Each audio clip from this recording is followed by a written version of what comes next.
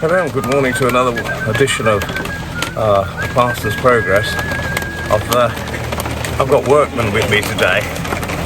You might see them in the background. I look a bit bleary-eyed because I was fast asleep when they arrived in my caravan, and they're going to come and try and put an electricity pole in. So it's all rather exciting. So forgive the fact I'm looking rather, I don't know what the word is, dishevelled, but I literally have just fallen out of bed. So I don't know what else to say, but anyway, I should look forward to watching this item being screwed into the ground. Good to have you aboard.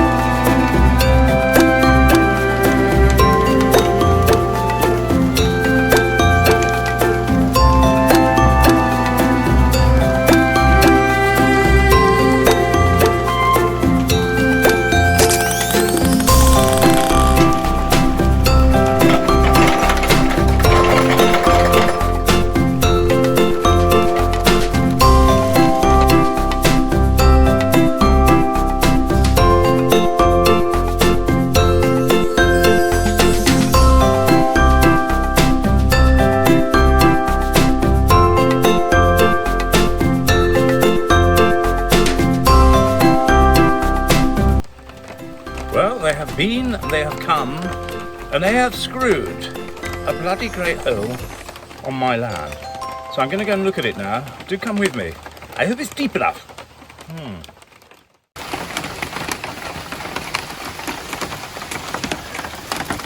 And it's absolutely pouring with rain. That is all the muck they got out. Now I'm going to try and show you the hole.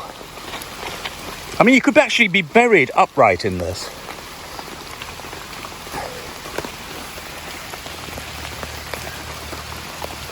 Now look at that for a hole.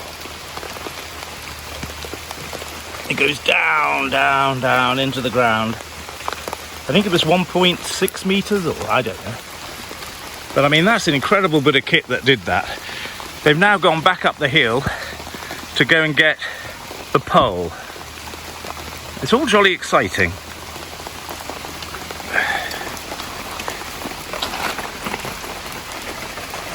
And it's absolutely teeming down with rain. I've got one hand actually perched over the phone to stop it, water getting onto it. You can't see the mountains in the distance because they're covered in the dragon's breath. I'm like a kid today because I just love big toys. They're like dinosaurs. This will be interesting. The pole to come in now. It's very, very, very, very, very, very long. I believe it comes all the way from Sweden. Been treated so it doesn't rot. Interesting to see if we can get it between the two cars. It's such a big, long, heavy thing.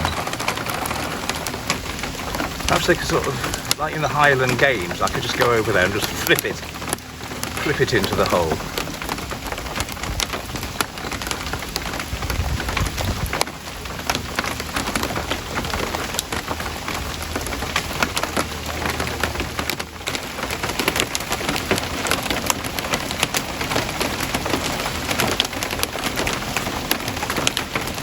See down here they've got some sort of guide, metal guide that's gone into the hole.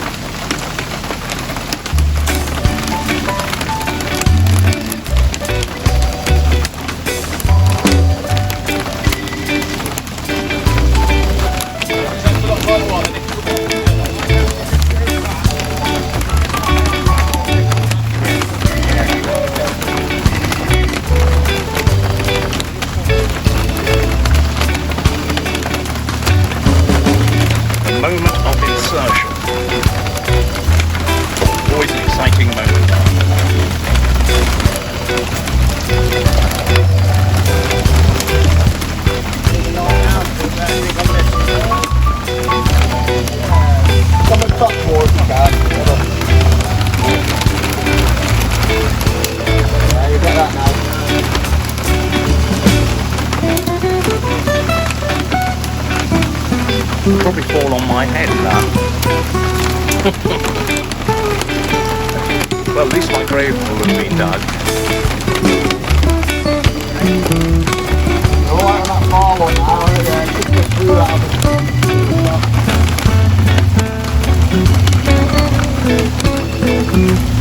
That's all now, we'll just drive that after that.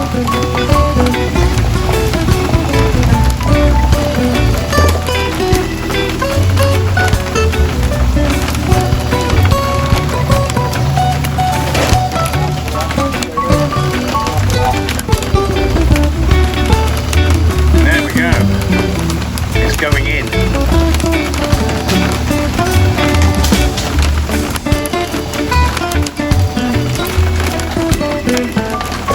it's just, I suppose, sliding it.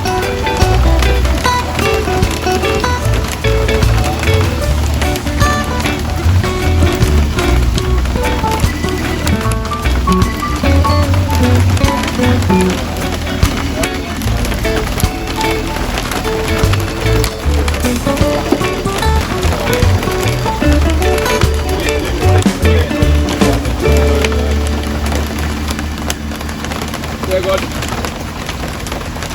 Now keep going, that way. Keep pulling. They're trying to get the erection perfectly perpendicular, which is very interesting. He's using his arms as a sort of a, I don't know what you call it, a measure.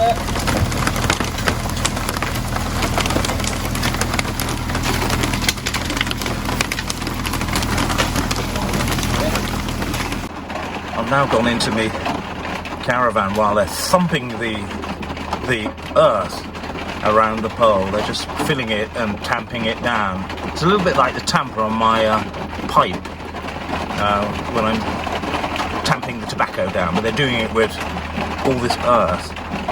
You can hear the weather on the caravan. I mean, literally, you could not have picked a worse day. I don't know if you can see him there tamping away.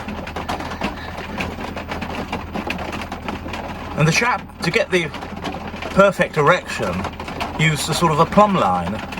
He was minded of the Old Testament and the plumb line motif. But there they go, they're just sliding all that rubble back in from where it came. It's all very exciting, and the pole is a lot taller than I thought it would be. So good to see it up there though. Looks like he's taking the chain off now. If it falls on my head now and crushes me and my caravan, well, that's it. You'll never get to see this video.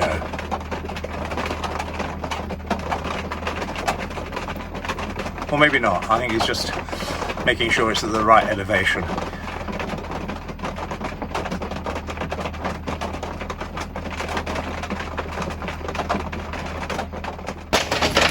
Sneaky through the corner.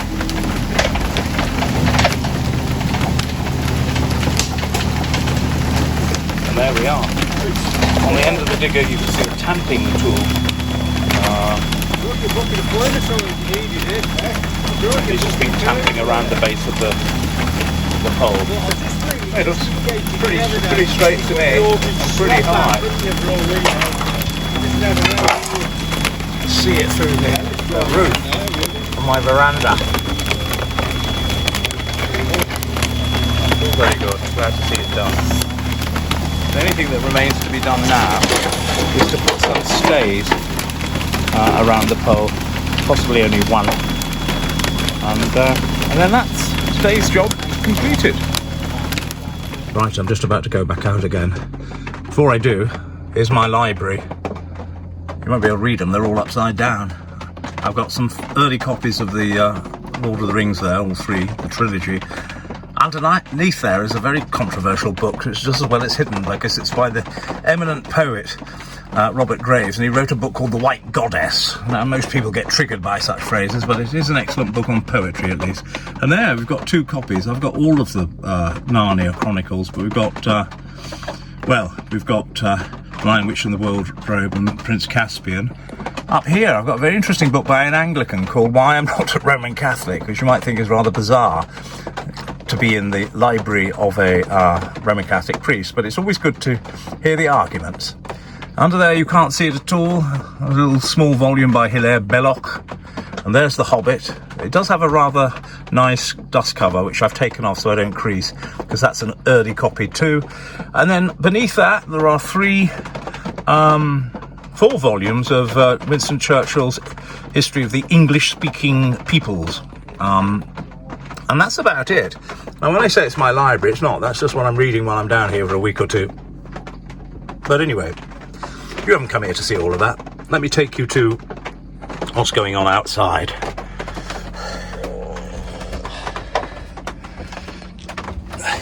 They're putting a stay in to keep that bloody great big bowl up.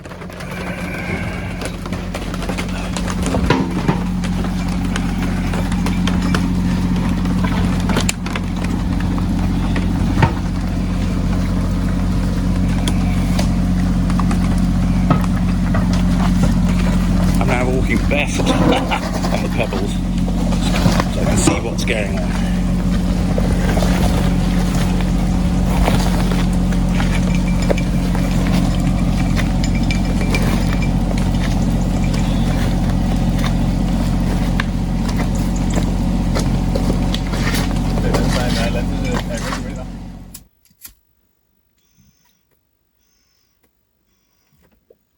Oh, hello. Well, it's the end of a very hard, long day, working, toiling in the Lord's vineyard. Well, in my little forest. In fact, and I wasn't doing any work either. But I was watching it, and I filmed some of it, which you saw earlier. Well, I'm so pleased with my pole that I am celebrating by having a pipe at the end of the day and a wee dram. I'm drinking Talisker. It's an Islay whiskey, so it's quite peaty, but not as peaty as most. Quite floral, wonderful. And it was on offer. Talisker 10-year-old. I don't like the one that isn't 10-year-old, but I like the 10-year-old. It's quite floral and, I don't know. It just seems to be quite complex and quite quaffable. And so I've been... it's lovely. I've been really drinking that while I've been at the Hermitage. I have been praying too. And some of you have said, who follow me, I thought you didn't drink or you weren't drinking. Well, it is absolutely true that I gave up drinking for a year. But as I said when I made some videos about it, that it was a sort of temporary thing and I didn't know how long it was going to last. And it was principally to rest my liver and to get into some sort of shape. And so I've reverted to sort of having a dram of whiskey. Some say, oh, well, it'll escalate, and you'll be back to drinking a lot of... Well, I haven't. I've just stuck with it for a number of weeks now. Because the thing about whiskey is you can only... Well, I can only drink so much of it. It's a very difficult drink to drink fast or gulp. And so I just tend to sort of sip it. And then before you know it, it's 11 o'clock and you're absolutely shat and it's time to go to bed. So that's a win. So that explains the whiskey. And of course I'm enjoying a pipe too. And I bought this meerschaum. I did have a meerschaum many years ago, I think. But I bought this meerschaum, beautifully carved in Turkey, made of meerschaum block. Some of them are made with the remnants of carvings, and they're just pulped together. They're not as good. They don't seem to have the same qualities. You need, if you're going to get a meerschaum, you have to get carved out of a pure block of meerschaum, which I think means foam of the sea. But it has a wonderful... They don't have to be broken in like other pipes. You can just smoke them straight off the bat. But what you can do, of course, is give them a certain colour, which this is starting to do. You probably can't see it in the light, but they start to get a certain amount of colour. This was like ivory white when I bought it. But once you put a few pipes, through smokes through it, it starts to brown up a little bit. Anyway. So I'm sat here. I can now see the mountains in the distance. It's nice to have a whiskey on the go, my pipe on the go. I've got my books up there. I showed you them briefly earlier. I've got a few down there too, and they're just to get me through the weeks where I'm down here and not in Yorkshire. But to give you a sort of update, they came in, they saw, they came, they conquered, they came in, dug a hole, stuck a pole in it, and put a stay there. And that was today's job. But what is going to happen is they're going to have to come back and put the wire, the high voltage wire, over to it from a field over there, and it's gone very high, and then it'll just go straight from the pole over there straight over to the gable end of the house, where they've got an extender which will be bolted to the side of the house, and then that will just connect the whole thing. They'll just lead it down then and drill a hole through the sort of where the workshop is, right through all this stone, and the other side of that, inside the workshop, they'll put a meter box.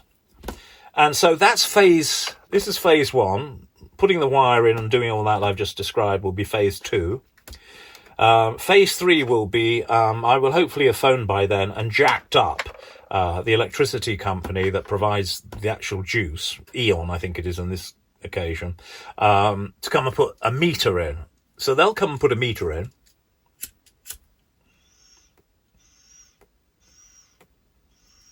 Can't rush pipes.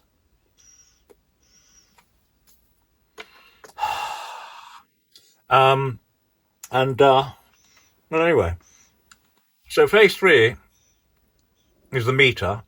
Phase 4 is Dave, who was a wonderful electrician not far from here. He will then come in and just join everything up. Because we're doing lots of work and this, that and the other, and probably putting underfloor heating and one thing, we're having to do all the electrics again. So we'll just have a renovation board. And from that, there'll be plugs and things and essentially have power. And of course, what it means is that I can plug the caravan into the mains. And that therefore means that I don't have to worry about Bluetti batteries and my generator that I have to put on every so often. It also means I can get a small deep freeze, for example, because one of the problems in this sort of scenario is keeping things cold and storing things and bulk buying. And so you're living very much hand to mouth out here in the wilds. But if I had a deep freeze, I can bulk buy. And if I get cut off in winter and that sort of thing, I ain't going to starve to death. Now, some of you may say, well, I thought you did a video that you might have to go off-grid. Well, in a sense, yes. It's not going to stop the off-grid side of it. We're still totally off-grid in terms of water, sanitation, everything else. And we've got all that covered.